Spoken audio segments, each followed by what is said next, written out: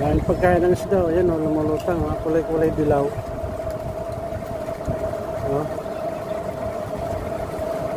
Marami yan o, kasi galing dyan o, malabas. Ito yung maganda. Sarap na sarap magbabad. Mainit daw eh. Mainit daw ang panahon, kaya nagbabad siya o. Diyan galing yung pagkain ng isda oh. Ano? Galing sa building na yan. Hindi pa ito si Manong dahil may ano eh, yung overall na parang ano, buta. Kahit yung siya, hindi siya mababasa.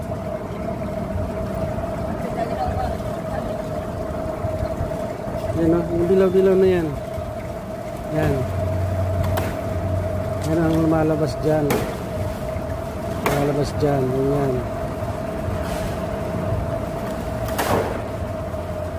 Yung hirap din naman ano, buhay construction.